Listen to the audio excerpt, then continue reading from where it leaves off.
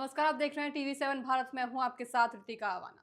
आज जिस विषय पर हम बात करेंगे अक्सर उस विषय के बारे में हम सभी सोचते हैं, सुबह हो शाम हो अक्सर सोचते हैं। और खासकर जब सूर्य ग्रहण लगना हो तो अक्सर हम सोचते हैं कि सूर्य ग्रहण में हमें क्या करना चाहिए और क्या नहीं करना चाहिए। तो इसी में देखिए आपको बताएं कि 12 अगस्त की रात लगने वाले सूर्य ग्रहण पर हम चर्चा करेंगे कि आखिर इसका असर भारत में कितना होगा और लोगों पर, राशियों पर कितना ज्यादा असर प्रभाव होता हुआ नजर आएगा। इस विषय पर ज्यादा बातचीत करने के लिए हमारे साथ स्टूडियो में मौजूद हैं आचार्य राम अवतार मिश्रा। मिश्रा जी, आपका बहुत बहुत जय स्वागत है श्री राम। टीवी 7 भारत में। धन्यवाद। तो आप बताइए कि जो अब ग्रहण पड़ेगा उसमें कितना ज्यादा असर हमारे भारत के लोगों को होता हुआ नजर आएगा। जय श्री राम सभी दर्शकों को। बहुत-बहुत अच्छी जानकारी आपने दी है। देखिए, जो सूर्य ग्रहण का मतलब होता है, वो समझना बहुत आवश्यक है। जी। हमारे इंडिया, भारत देश में 2 ग्रहण पड़ते हैं, एक सूर्य, एक है चंद्र ग्रहण। सूर्य से राहु से चंद्र ग्रहण लगता है और चंद्रमा से पूर्णमासी को लगता है, यानी अमावस्या और क्या बोलते हैं पूर्णमासी। जो सूर्य ग्रहण होता है, वो अमावस्या को लगता है, हम्म। ये जानकारी होना चाहिए सभी लोगों को। और जो चंद्र ग्रहण होता है, वो पूर्णमासी को होता है। अब इस बार जो 12 अगस्त 2026 का ये लास्ट ग्रहण है, मतलब ये जो साल है सूर्य का साल है। हम्म। बता देना चाहता आपको मैं, ये जो साल है सूर्य का साल है। हम्म। 2026 सूर्य का साल है, सन। तो ऐसे कंडीशन में क्या है कि लास्ट सूर्य ग्रहण है ये 2026 का, इसके बाद हम्म। 27 में आएगा। तो जी। इसमें सूर्य ग्रहण का मतलब ये है कि लोगों को पता होना चाहिए कि इसमें हमको क्या करना है, क्या नहीं करना है। हम्म। बहुत सारे लोग कन्फ्यूज रहते हैं। पहली बात तो ये जो सूर्य ग्रहण है, ये हमारे भारत में दिखाई नहीं देगा। अब हम्म। इसमें क्यों नहीं दिखाई देगा? क्योंकि जो पाश्चात्य देश, पश्चिमी देश हैं, अमेरिका है, न्यूजीलैंड है, मॉस्को है, जितने भी सारे देश हैं वहाँ दिखाई देगा ये, हम्म। यहाँ नहीं दिखाई देगा। तो हम्म। यहाँ के लोग क्या करेंगे?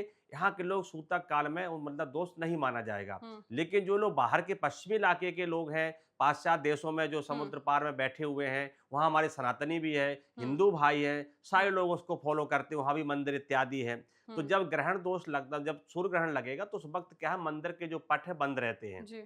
बहुत सारे लोग बोलते हैं कि हम खाना खाएं सूर्य ग्रहण में, सूतक में खाएं या ना खाएं। हम्म। लेकिन उसमें क्या है कि तुलसी का पत्ता यदि आप रखते हैं भोजन में, मंदिर के प्रांगण में, हम्म। तो उससे क्या है कि वो चीजें को फिर जो है ना दोष कम माना जाता है। हम्म। फिर उसके बाद जब ग्रहण का मोक्ष होता है, तब फिर गंगा जल का पूरा चीटा लगा के घर हम्म। की साफ सफाई इत्यादि होती है। हम्म। तो उसके हिसाब से भारतीय समयानुसार जो है ना 9 बज के जो है 4 मिनट से चालू हो जाएगा हम्म। और रात्रि जो है 1 बज के 28 मिनट तक के भारत के हिसाब से ये रहेगा। अब विदेश की बात करते हैं, जीएमटी जी। जो समय होता है उसके हिसाब से जो है ना शाम के 15 बज के 15 मिनट से चालू होगा पीएम हम्म। से। वो हम्म। रहेगा आपका जो है ना 4.5 घंटे का पूरा सूर्य ग्रहण रहेगा। हम्म। इसमें आपको कोई जो गर्भवती महिलाएं हैं उनके लिए क्या करना है कि कोई छोर कर्म जैसे कोई सब्जी वगैरह काटते इत्यादि घर में, उस हम्म। तरह कोई भी काम नहीं करना है, हम्म। बाहर नहीं निकलना है, हम्म। एकांत में बैठ के भगवान का भजन करना है। हम्म। ओम नमो भगवते वासुदेवाय, इस हम्म। मंत्र का जाप कर सकते हैं। और उनको बाहर की जो किरणें, नकारात्मक ऊर्जा है उनके ऊपर ना पड़े, नहीं तो संतान के लिए कहीं ना कहीं वो अच्छी चीजें नहीं मानेगी शास्त्र हम्म। में, हम्म। उनको अंदर रहना है।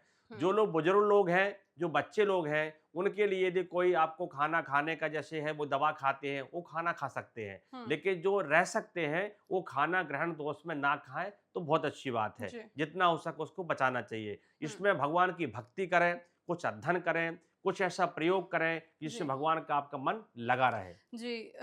गुरुजी देखिए कुछ ऐसी राशियां हैं जो कहा जा रहा है कि इन जी, जी। राशियों पर ज्यादा असर पड़ता हुआ नजर आएगा। अगर मैं बात करूं तो कर्क, मकर, मेष और तुला राशि की खासकर बात की जा रही है, तो क्या इसमें ज्यादा असर पड़ता हुआ इन राशियों के लिए कहीं ना कहीं नुकसान या फायदा कुछ होगा? जी, जी। इनके जी। लिए क्या है कि जे सम रह गए, ऐसे व्यक्तियों को क्या होता है कि इनको थोड़ा-सा उस वक़्त हम्म। सूर्य ग्रहण के समय देखिए ना, तो व्यक्ति बहुत सारे लोग जो है ना बाहर घूमने जाते हैं, ट्रैवलिंग करते हैं या कहीं न कहीं इस तरह का खान-पान का जो मदिरापान करते हैं, तो कृपया उनको ये ध्यान देना है कि देखिए सूर्य और शनि पिता-पुत्र हैं, ये सबको पता है, लेकिन शत्रुता है। जी। तो इसीलिए ऐसे में जो मकर राशि का आपने नाम लिया है, हम्म। मकर राशि वालों के लिए ज़्यादा घातक रहेगा।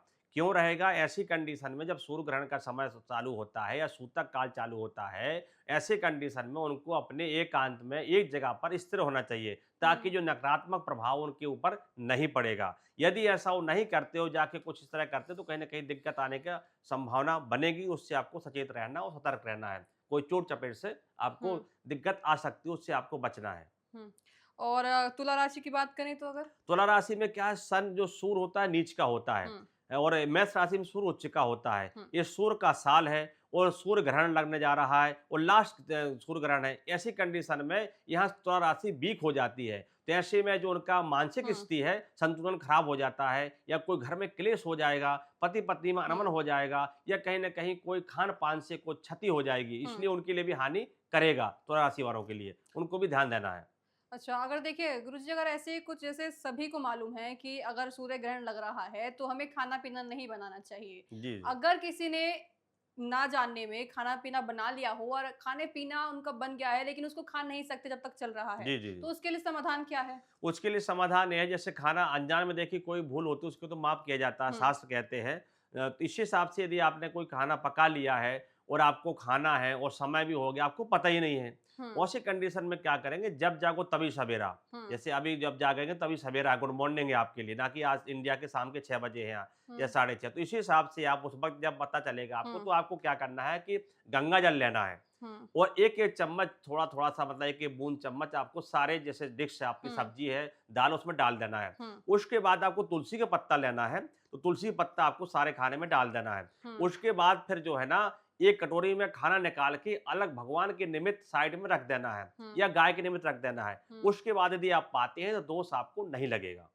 अच्छा और जो गर्भवती महिलाएँ हैं उनको किस तरह से ख़्याल रखना चाहिए अपना? उनके लिए जो छाया का प्रभाव बताया गया है सूर्य ग्रहण में, चंद्र ग्रहण में, तो सूर्य ग्रहण में क्या होता है कि जैसे जब जिसके मतलब महिलाएँ क्या करती हैं, उनको जानकारी नहीं होता है, तो सारा काम भी करती हैं, हुँ, खाना पकाती हैं, बाहर निकल जाती हैं, दीपक जलाती हैं, मार्केट सब्ज़ी लेने चली जाती है। तो ऐसे में क्या है कि नकारात्मक जो चीज़ें हों, कहीं न कहीं थोड़ा-सा उनके लिए अच्छा नहीं माना जाता है और शास्त्र कहता है कि जो व्यक्ति गर्भवती महिलाएँ हैं, माताएँ हैं, उनको बाहर नहीं निकलना चाहिए। हुँ, किसी कारणवश यदि आपको बाहर निकलना पड़ा है, उस कंडीशन में आपको क्या करना चाहिए तो कोयला होता है लकड़ी वाला, हुँ, उसका कोयला लेकर आप अपने यहाँ कहीं भी मतलब बटुआ में, पॉकेट में या साड़ी में उसको दबा दें, यानी हुँ, पास में रख लें, तो निकलना चाहिए। या कोई लोहे का आइटम जैसे हुँ, कोई चा छल्ला है, चाबी है, कोई चाकू है, हुँ, उसको लेके निकलें। वैसे हुँ, तो निकलना वर्जित है, हुँ, लेकिन फिर भी आपातकाले मर्यादा नास्ति। हुँ। यदि आपको लगता है कि नहीं वहाँ ज़रूरी है, तो आप ऐसे निकाल के जल्दी आप काम करके अपन अंदर आ जाएँ, तो उससे दोष आपका हट जाएगा। बिल्कुल, जैसे आपने हमने महिलाओं की बात करी, अगर कोई गर्भवती महिला है, उसको किस तरह से सावधानी रखनी चाहिए? और साथ ही क्या कुछ ऐसा और आपको लगता है कि हमें जानकारी देनी चाहिए अपने तमाम जो देख रहे हैं उन लोगों को कि किस तरह से आपको बचना चाहिए? क्योंकि भारत में इसका असर नहीं देखने को जी, मिलेगा। जी। तो भारत वाले लोगों को इससे डरने की ज़रूरत नहीं है कल जी, जी। बिल्कुल भी। देखिए, भारत वालों के लिए क्या है देखिए, सनातन का ये नारा है कि जो आपको हरदम जैसे ग्रहण दोष है तो भी, नहीं है तो भी, उस वक़्त दौरान आपको अपने जैसे कक्ष है, आपका घर है, आपका कर्म क्षेत्र जो भी है, वहाँ पर आपको मन में अपना अंतर से जो है ना कुछ चीज़ों का जाप करते हुँ, रहेंगे तो उससे आपको अच्छा रहेगा। हुँ, लेकिन जो हमारे पाश्चात्य देशों में पश्चिमी देश लोग रहते हैं, वहाँ भी हमारे सनातनी भारतीय हैं। ऐसे में क्या है कि जो जब-जब भी कोई ग्रहण दोष पड़ता है तो ये कहीं न कहीं ये शुभ नहीं माना जाता है। हुँ, अशुभ माना जाता है। मतलब हुँ, भगवान पे संकट आया तो आप पे संकट आया, हम पे सब पे बिल्कुल। आया है। ऐसी कंडीशन में लोगों को क्या है बहुत ज़्यादा लोग ओवर कॉन्फिडेंस में चले जाते हैं, बौखला जाते हैं या इस चीज़ को नहीं मानते, नकारते हैं। हुँ, ज्योतिष शास्त्र कहता है, ज्योतिष शास्त्र कहता है कि विज्ञान से ज्योतिष आगे है, ग्रह आगे है और विज्ञान पीछे है। जैसे फिजिक्स, केमिस्ट्री, मैथ आपने पढ़ा है उसी प्रकार से ज्योतिष है। उसी प्रकार सारे ब्रह्मांड के ग्रह हैं, चाहे सूर्य है, चंद्रमा है, मंगल है, बुध है, गुरु है या शनि है, जो भी ग्रह हैं। इसी हुँ, हिसाब से जो है आपको मानना चाहिए। तो कहने का मतलब ये है कि कहीं न कहीं पश्चिमी देश जैसे अमेरिका है, यहाँ थोड़ा-सा आपको तूफ़ान, अग्नि, कांड, बारिश की संभावना, बाढ़ की संभावना और कोई क्षति होने की संभावना बनेगी। तो ऐसे में क्या करना है कि आदमी को सतर्क होना चाहिए, हुँ, क्योंकि आप ऐसी चीज़ें कोई चीज़ कहकर नहीं आती है, संकेत देती है। तो ये ग्रहण जो है लास्ट है, ऐसी कंडीशन से बचना है और जो भारतीय हमारे नागरिक हैं, जो भारत में रह रहे हैं, उनके लिए जो है अपना भगवान का भजन करना है और उनको भी कोशिश ये करनी है कि जितना से ज़्यादा हो सके उसका परहेज़ करना है। उस समय जो है कोई विशेष जैसे नकारात्मक चीज़ें हुँ, होती हैं, जैसे कोई मतलब भोग-विलास है, खान-पान है या हुँ, कहीं कोई ऐसी दारू-मदार पीते हैं, उसको थोड़ा-सा वर्जित रखना है। क्योंकि भगवान के समय वो चीज़ें हैं तो कहीं न कहीं हवा, वायु वहाँ भी काम करती है, विदेश में, अमेरिका में और भारत में भी करती है। बस अंतर ये है कि वहाँ रात है, यहाँ दिन है। यहाँ रात है, वहाँ दिन है। इसी हिसाब से रेखांश हमारा बदल जाता है। सभी दर्शकों को निवेदन है कि जो भी है, जो भी सूर्य ग्रहण पड़ता है, चंद्र ग्रहण पड़ता है, इसको आपको विशेष इस समय को मानना चाहिए, इसको फ़ॉलो करना चाहिए। तभी आपके जीवन में अंधकार समाप्त हो जाएगा, प्रकाश की भावना, प्रकाश आपको दिखना शुरू हो जाएगा। तो गुरुजी आप अब उनके लिए बताइए तमाम जो राशियाँ हैं उनको किस तरह से अपना उपाय करना चाहिए? क्या उनको चीज़ें करनी चाहिए और क्या नहीं, किस चीज़ से उनको बचना चाहिए? जी, जी। हुँ, देखिए होता है, बहुत अच्छा प्रश्न पूछा आपने सभी दर्शकों के लिए, बहुत ही अच्छा विशेष जानकारी है। देखिए 12 राशि होती है और 12 राशि वाले जातक हर जगह हैं, उनके अंदर एक कल्पना होती है कि गुरुजी हम ऐसा क्या उपाय करें उस ग्रहण के दौरान ताकि हमके लिए उसका शुभ फल मिले। अब हुँ, कोई व्यक्ति है जैसे कि अनजान में कोई पाप होता है, हुँ, उसको माफ़ हो जाता है, तो जानकर कोई अच्छा कर्म करें जिससे हमारा बैंक बैलेंस अच्छा रहता हो, मतलब हमें शांति मिलती है। हुँ, हम एक सनातनी कहलाते हैं। तो हुँ, जैसे हम बीज बोते हैं वैसा हम काटते हैं, कहावत है। तो सबसे पहले बताना चाहता हूँ मैं 12 राशि वालों में।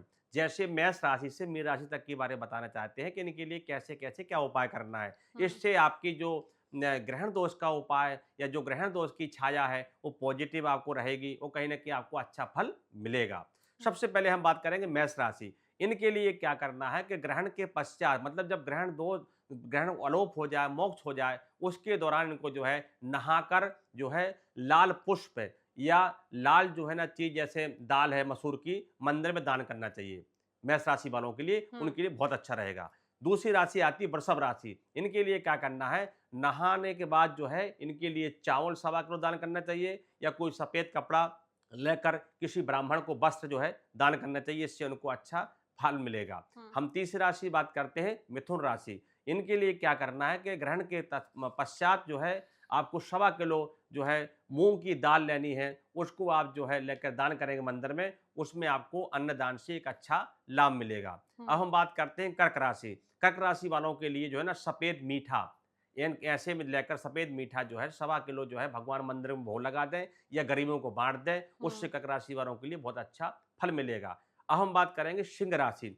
सिंह हुँ, राशि वालों के लिए क्या करना है कि ग्रहण के पश्चात जो है सवा किलो नमक, कौन-सा नमक? जो मोटा गठीला ढेली वाला होता है। जैसे जो सेंधा नमक के ढेले होते हैं, उस तरह का सवा किलो नमक लेकर आपको कहीं दान करना है। हुँ, यदि आप ऐसा करते हो तो आपके लिए जो है ना अच्छा बेनिफिट मिलेगा। हुँ, अब हम बात करते हैं कन्या राशि।